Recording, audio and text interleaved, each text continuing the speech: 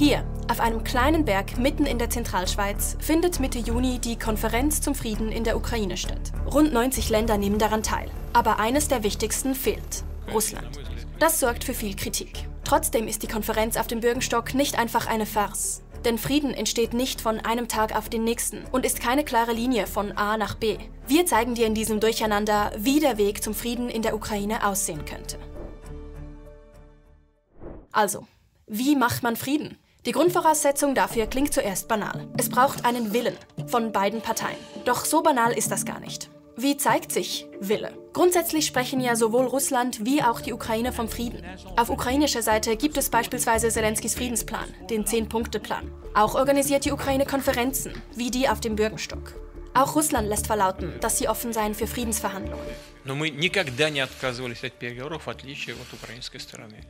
Das Problem ist, dass die Parteien unter Frieden etwas komplett anderes verstehen.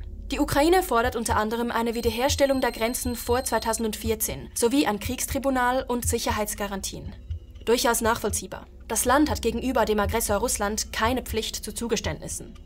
Russland hingegen erhebt Anspruch auf die völkerrechtswidrig besetzten Gebiete in der Ukraine. Und damit nicht genug. Sie negieren den Anspruch der Ukraine auf eine eigene Nation mit einer eigenen Kultur.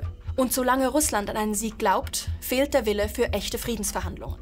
Bei beiden Parteien wird also schon über Frieden gesprochen. Aber wir sind noch nicht am Punkt, wo beide gemeinsam an einen Tisch sitzen könnten. Nach dem Willen ist der nächste Schritt eine Waffenruhe. Diese kann wenige Stunden dauern, aber sich auch über Tage oder Wochen erstrecken. Die Einhaltung von Waffenruhen kann auch das Vertrauen der Parteien ineinander stärken. Das kann sich positiv auf Friedensverhandlungen auswirken.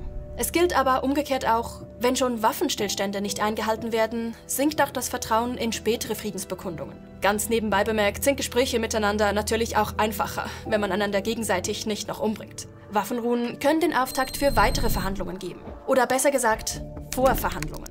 Es würde sicher zunächst mal sogenannte Sondierungen geben. Man würde abtasten, was allenfalls in Frage kommen würde. Zunächst mal überhaupt als erster Verhandlungsgegenstand. Dann würde man je nachdem auch diskutieren, wie der Prozess wäre, also wie man diese einzelnen Themen angehen könnte. Erinnert ihr euch an Zelenskys 10-Punkte-Plan von vorhin?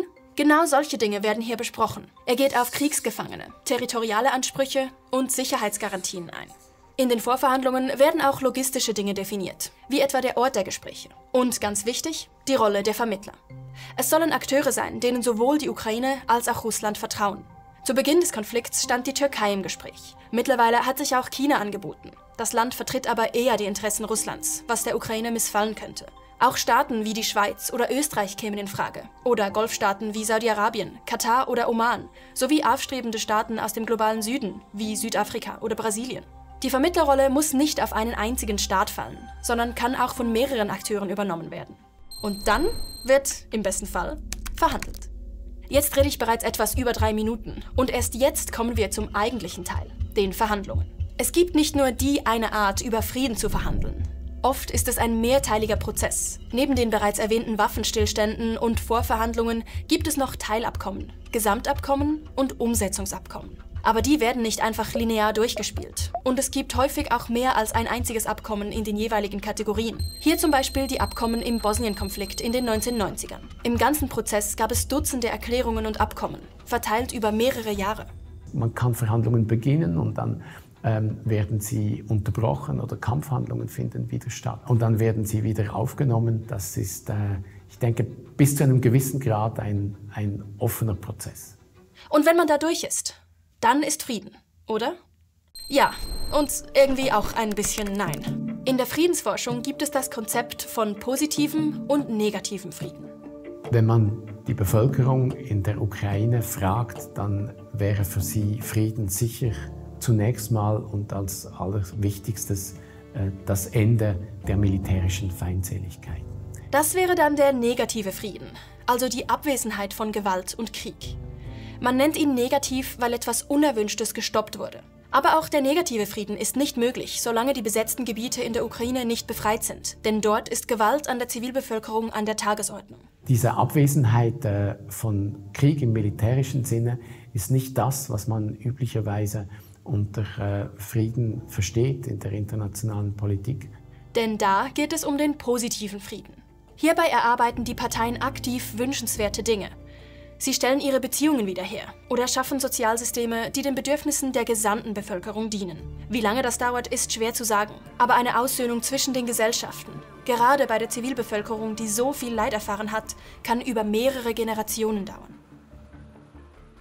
Und jetzt mit dem Bürgenstock. Wo befinden wir uns in diesem ganzen Prozess? Naja, etwa hier. Das ist aber allen Beteiligten auch bewusst. Der Schweizer Bundesrat Ignazio Cassis spricht in einer Medienkonferenz auch von der Stunde Null im Friedensprozess. Das mag jetzt im Hinblick auf alles, was noch kommt, etwas frustrierend wirken. Aber das Treffen auf dem Bürgenstock ist nicht umsonst. Im besten Fall ist die Konferenz der Startschuss für weitere Treffen, Gespräche und Verhandlungen. Und bei diesen muss dann auch Russland mit am Tisch sitzen. Aber was braucht es, damit Russland und die Ukraine diesen Krieg überhaupt beenden wollen? Diese Frage beantwortet mein Kollege Pascal in diesem Video hier. Wenn dir das Video gefallen hat, freuen wir uns über ein Abo, ein Like oder einen Kommentar. Merci fürs Zuschauen.